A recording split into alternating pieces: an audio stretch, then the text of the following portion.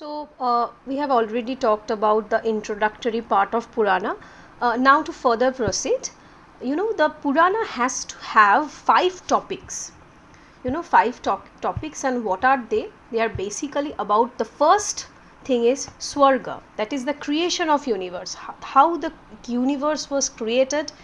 That part has been called Swarga, and that is the first theme, the first essential topic of Purana. The second is Pratisarga, the recreation after destruction, because in Hindu mythology there is a cyclical view of time, that how there is Satyajug, then Dapur, then finally the Kali Yuga. So for the first is about the creation of universe, and the second is the recreation of universe after destruction. The third is about Vamsa. Vamsa means genealogy, and the fourth is Manavantar, that is great period with Manu, because it has been showed that after the destruction there are numerous recreation of universe, and in each period there has been a male human being who has been called Manu, who is the primal ancestor, and from the Manu we are actually taking the term Manav Jati that we call today, that has been derived from that term Manu. And then the fifth is that Vamsa Charit, history of dynasties. So there is a little difference about Vamsa and Vamsa Charit. Vamsa is obviously listing of the genealogy, the dynasties, and the Vamsa Charit is the history of the dynasties. So it's a close enough, but these are two different themes. So these are the 5 Pancha Lakshan that has been said, and there are 18 Puranas that we all know actually. The first is Sattvic Puranas, which leads to salvation. What are the Sattvic Puranas? Vishnu, Narada, Bhagavata, Garuda, Padma and Varaha. So if you are asked that what is the category of Narada Purana or Bhagavata Purana, you need to tell that it's Sattvic Puranas. And there is Rajasa text that is devoted to Brahmana, and it has been said that who read this Rajasa text or Purana, they can go to heaven actually. They secure only heaven for their readers. So what are the Rajasa text? This is Brahmanda, Brahma Vaivarta, Markandeya, Bhavishya, Vamana and Brahma. These are. And the third category is Tamasa, and which has been also claimed that it is the Saivite Purana. What are they? Matsya, Kurma, Linga, Shiva, Skanda and Agni. And it has been said that those who read Tamasha Purana, that they will go to hell, or their path will be leaded to hell. There are more controversy that what is the meaning of that. If Puranas has been written, then how can one go to hell by reading it? But that is another thing of discussion that we can actually have another episode. But just to be very brief, there are 18 Puranas, and that has been classified into 3 categories: Sattvic Puranas, Rajasa Puranas and Tamasa text. Okay. So now the next thing is that we are actually getting into the separate Puranas. First is Padma Puran. So it has 2 recensions, that is 2 part actually, of which Bengali recension is the one and consists of 5 books. Bengali recension means it has been, one of the recension has been found in Bengal region, so it has been called Bengali recension. There are genealogies, there are the mention of genealogies, accounts of creation, glorification, but also many mythological stories as well in this Padma Purana. And it also contains the legends of Shakuntala, as we all know, Dushman Shakuntalam. So that legendary stories are there in Padma Purana. It also has the stories of Puru Kauravas, how they were fighting and everything. There are also mention of Rama and Rishwasringa Muni, story of incarnation of Vishnu, that is in the last book. And there is also chapters on Ganesha and Shiva cult. So not necessary that if it is about Vishnu, it cannot be about Shiva. So it is about Vishnu. A large portion is Vishnu and its incarnations, but also it has separate chapters on Ganesha and Shiva cult. So this is very briefly Padma Puran. And then there is Vishnu Puran. So it preserved most of the original text, and this is very important, that how it is satisfying the classical definition of Purana, because I have already said that there are Pancha Lakshan, 5 themes which are essential to create the text of Purana. So the Vishnu Purana is such a category, or such a it is one of the kind which has all these Pancha Lakshan actually.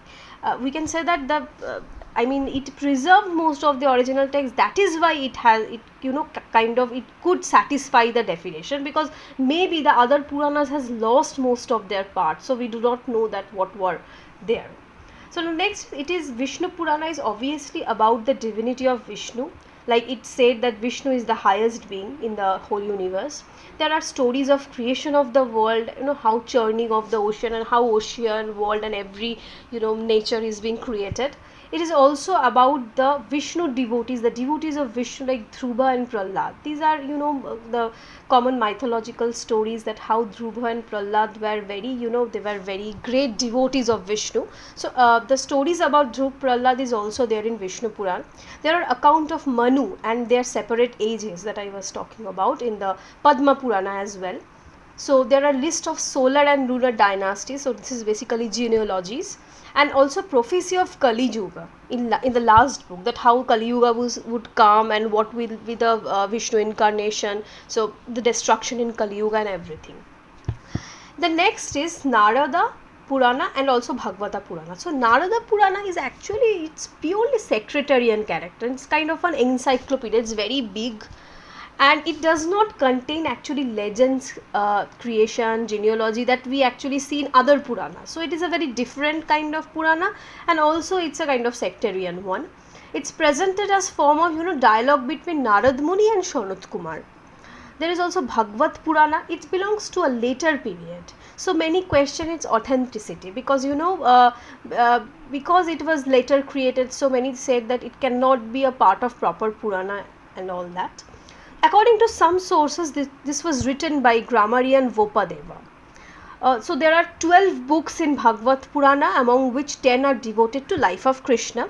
It talks about Kapila Muni, the founder of Shankha philosophical system, and this Purana also points to Kapila and Gautama Buddha as the incarnation of Vishnu. So this is very important. That is, in the Bhagavat Purana, we are seeing that how, or we are kind of exploring that how Gautam Buddha, who was obviously an important part of Buddhism, he is the founder of Buddhism, but how he has been appropriated in Hindu pantheon, like calling him as the incarnation of Vishnu. So if you are asked in exams that which Purana actually claimed Gautam Buddha as the incarnation of Vishnu, it will be Bhagavat Purana. Okay.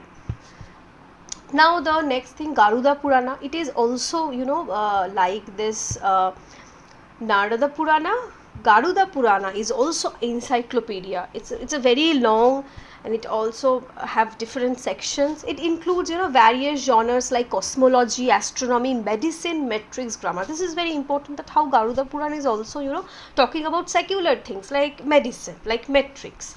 It also it's also retelling the stories of Ramayana, Mahabharata and Harivamsha. It included portions of Yagyavalkya Dharma Shastra, because Dharma Shastra is also, it was written during this Gupta period. So Garuda Purana is also kind of including a portion of Yagyavalkya Dharma Shastra. Sati sacrifice has been mentioned in this Purana. This is very important. If you are asked that, and it can be a very interesting question, that which Purana actually mentioned the Sati sacrifice, the practice of Sati. The answer will be Garuda Purana. Varaha Purana, it has been mentioned, but as it's not a proper Purana and most of it's are lost, so we do not actually we are not going into details. Brahma Purana, that has been called Adi Purana. So suttas were read out to Brahmans. It was said that in Brahma Purana, the suttas, or the lyrics actually, they were read out to Brahmanas in Naimisha forest.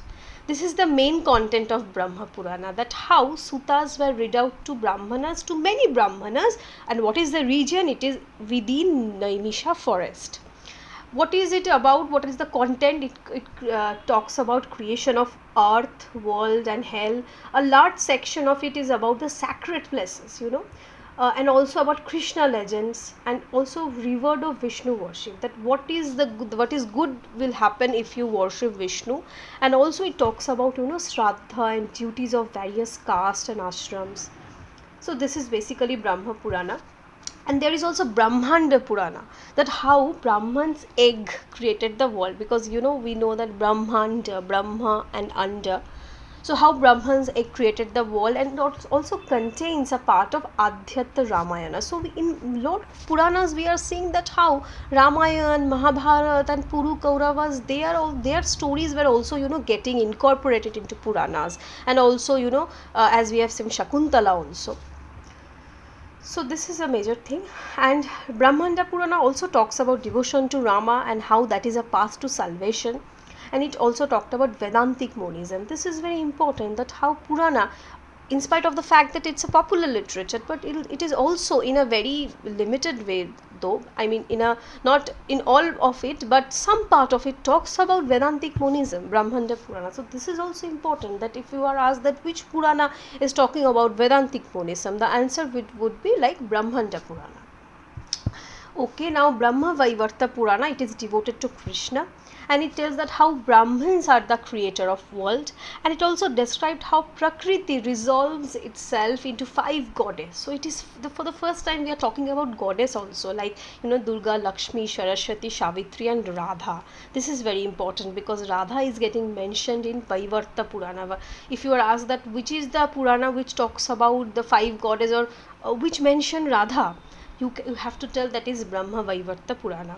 It also called out Ganesha as the incarnation of Vishnu. This is very important because in our common conception we do not read that Ganesha is also incarnation of Vishnu, but in Brahma Vaivarta Purana, Ganesha has been called the incarnation of Vishnu. And there is Markandeya Purana. It is, you know, one of the oldest Purana, and sage Markandeya was said to be the narrator of this Purana. It glorifies, you know, Vedic deities like Indra, Agni, Surya instead of Vishnu or Shiva. This is important because whenever we are saying that is one of the oldest, so it is kind of glorifying the god and goddesses who were, you know, prevalent in the earliest time, that is Agni, Surya, Indra. They were the kind of deities who were glorified in the first, in the earliest period. Then came the Vishnu or Shiva cult much later. So because Markandeya Purana is the oldest, so it is glorifying the deities which are very different from other Purana. So it is glorifying Indra, Agni and Surya, and also it is free of sectarian elements.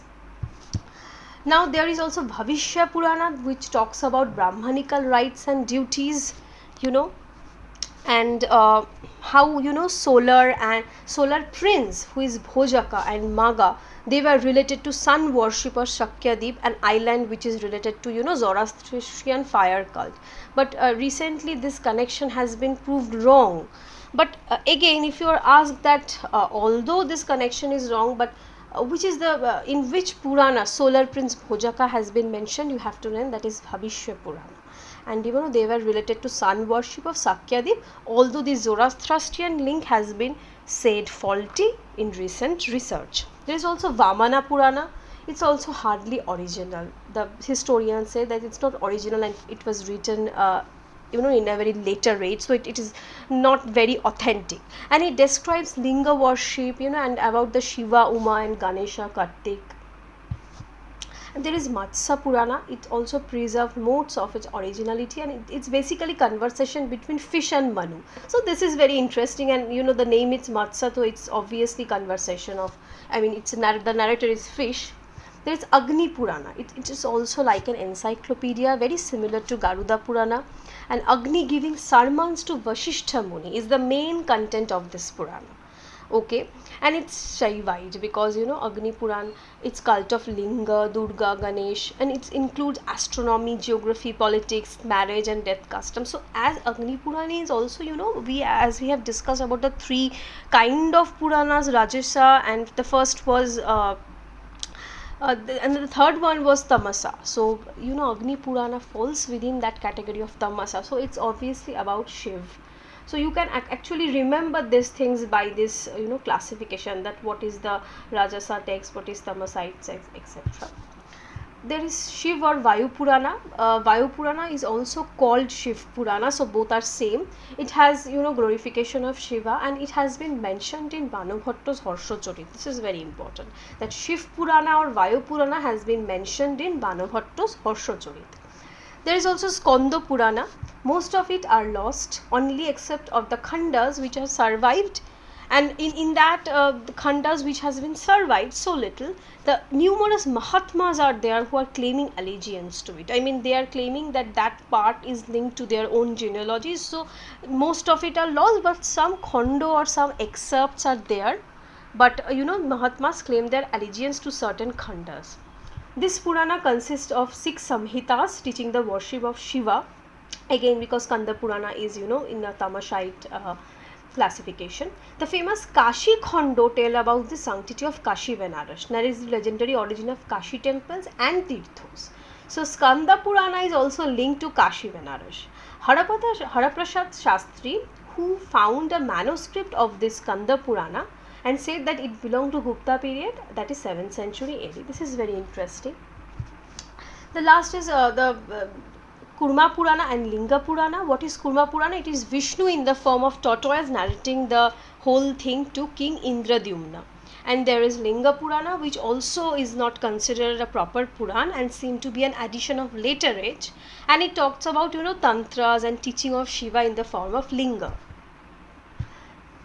Now we are actually, we have discussed the 18 Puranas. Now we are discussing about Upa Puranas. What is Upa Puranas? It is Purana, but not in a classical sense, because it does not cover the Panchalakshan that we say, and it is so local and it is so small in the sense it does not cover a large area of the content is not very diverse. So we are actually talking about Upa Puranas. We are calling them Upa Puranas.